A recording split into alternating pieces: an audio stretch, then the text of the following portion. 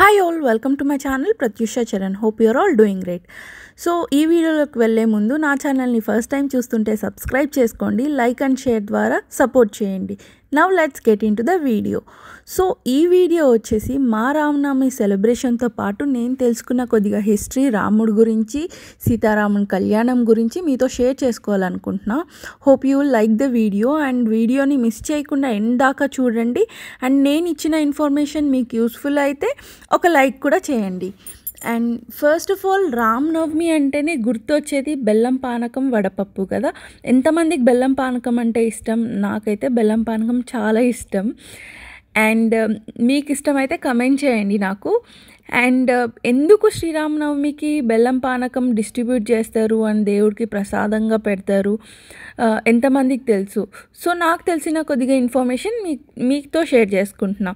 So usually Sri Rama Navami వచ్చేసి peak summer start అవుతుంది కదా, అప్పుడు వస్తుంది అనమాట. సో మన బాడీ టెంపరేచర్ని కూల్ డౌన్ చేయడానికి బెల్లం పానకం ఇస్తారు. అండ్ అందులో మిరియాలు వేస్తారు కదా, అందువల్ల చాలా హెల్త్ బెనిఫిట్స్ కూడా ఉంటాయి. అండ్ వడపప్పు వచ్చేసి మన కాన్స్టిపేషన్కి అండ్ డైజెషన్కి హెల్ప్ అవుతుంది అని చెప్పి వడపప్పు ఇస్తారట. సో ఇదొక రీజన్. అయితే ఇంకొక రీజన్ కూడా ఉంది. సో శ్రీరాముడికి బెల్లం అన్న పానకం అన్న ఇష్టమని చెప్తారు. సో స్వామివారు స్వయంవరానికి వెళ్ళినప్పుడు పానకం ఇచ్చారట. అండ్ రాముడు వనమాసం టైంలో ఋషులు ఆయనకి వడపప్పు ఇచ్చారట.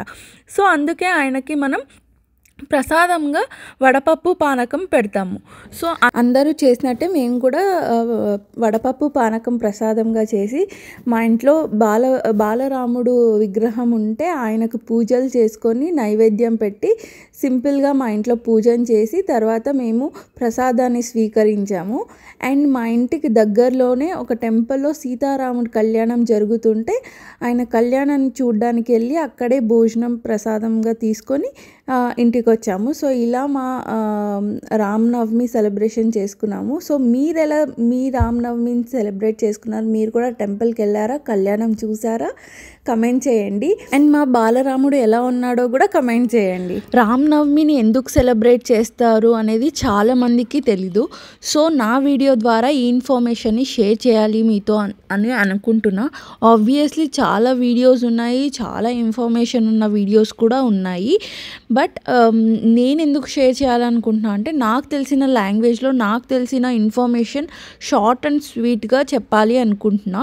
హిస్టారిక్ వర్డ్స్ యూజ్ చేయకుండా నాకు వచ్చిన లాంగ్వేజ్లో మీతో షేర్ చేసుకుంటే మీకు కూడా ఈజీగా అర్థమవుతుంది అని అనుకుంటున్నా.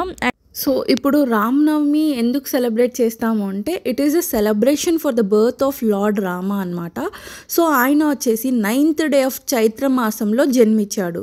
అండ్ విష్ణు అవతారంలో 7వ అవతారమే రాముడు అనమాట.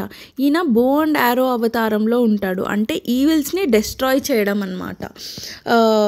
చెడుపై మంచి గెలిచింది అని అంటారు. ఎందుకు అంటే అప్పుడు రావణాసుడు మునుల్ని, దేవతల్ని ముప్పు తిప్పలు పెట్టేవాడు అండ్ లోకాలనంతా అల్లకల్లోలం చేసేవాడు కదా. సో అటువంటి రావణాసుడిని సంహరించి ధర్మాన్ని కాపాడాడు కాబట్టి రాముణ్ణి అలా అంటారనమాట. చెడుపై మంచి గెలిచింది అని అంటారు. సో అదే కాకుండా స్వామి వివేకానంద మాటల్లో రాముడు అంటే సత్యం, నీతి, ఆదర్శపు కొడుకు, ఆదర్శపు భర్త, ఆదర్శపు రాజు అంటారు. అంటే ఈజ్ అ ఫుల్ఫిల్డ్ మ్యాన్ అని. అంటే మనుషులు ఎలా ఉండాలి, బంధాలని ఎలా విలువ ఇవ్వాలి అండ్ ఎలా కాపాడుకోవాలి అనేది ఫాలో అయ్యి చూపించాడనమాట ఆయన. అందుకే శ్రీరామచంద్రుడు అంటేనే ధైర్యం, ధర్మం, సత్యం, నీతి అని అంటారు. సో ఇదంతా ఒకటైతే ఇంకొకటి, మనం రామనవమి రోజు ఎందుకు సీతారాముని కళ్యాణం చేస్తాము? సో యూజువలీ కళ్యాణం అంటే అందరికీ మంచి జరిగేది అని అంటారు. సో ఎందుకు చేస్తారు అంటే యూజువలీ సీతారాముని కళ్యాణం వచ్చేసి పాల్గొన మాసం పౌర్ణమి రోజు జరుపుకుంటారు అందరూ. కాకపోతే మన తెలుగు స్టేట్స్లో మాత్రం ఈ చైత్ర మాసంలో రామనవమి రోజు సెలబ్రేట్ చేసుకుంటాం. ఎందుకు అంటే భద్రాచలంలో 9 days వేడుక చేస్తారనమాట. ఉగాది నుండి 9 days శ్రీరామనవమి వరకు చేస్తారు. సో అదే శ్రీరాముడి ఉత్సవాలు అని జరుపుకుంటారు. సో లాస్ట్ డేని కళ్యాణం వేడుకతో ఫినిష్ చేస్తారనమాట. ఏం చేస్తున్నావా మాంగళ్యం నందునానే నాను లోకరక్షక హేతవే కంటే మగ్నామిలో ఏదువలేదులం మాంగళ్యదాన ముహూర్త సుముహూర్తోస్తు మాంగళ్యదాన ముహూర్త సుముహూర్తోస్తు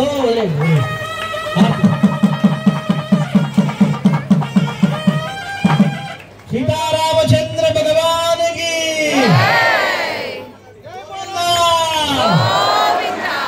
ఇప్పుడు ఇద్దరు భార్యాభర్తలు అయ్యారు, దంపతులు అయ్యారు. ఇప్పటి నుంచి ఆయనని సీతారామచంద్రుడిగా మనం కొలుస్తున్నాం. ఓం లక్ష్మీ జనలాక్షాంగ సాక్షాత్ శ్రీవత్సవక్షతే శ్రీమంగళాయ సర్వేషాం శ్రీరంగేశాయ మంగళం కమలాదుని కస్తూరి గంధమాంకులవర్తతే యాదవాదుని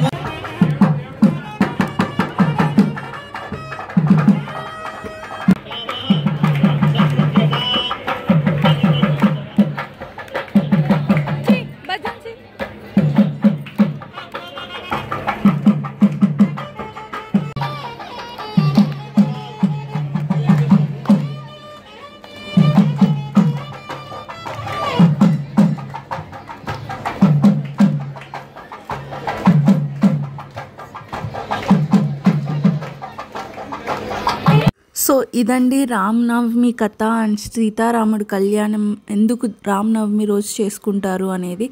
సో ఈ వీడియోలో ఇచ్చిన ఇన్ఫర్మేషన్ మీకు యూస్ఫుల్ అయింది అనుకుంటున్నా. అండ్ నేనేమైనా మిస్ చేసినా, ఏదైనా మిస్టేక్ చెప్పినా నన్ను కరెక్ట్ చేయండి. అండ్ నా వీడియో మీకు నచ్చినట్లయితే లైక్ అండ్ షేర్ చేసుకోండి అండ్ సబ్స్క్రైబ్ చేయడం మాత్రం మర్చిపోకండి. ఇంకా నా ఛానల్లో 25+ వీడియోస్ ఉన్నాయి, చెక్అవుట్ చేయండి. Thank you so much for watching my video. See you all in my next video.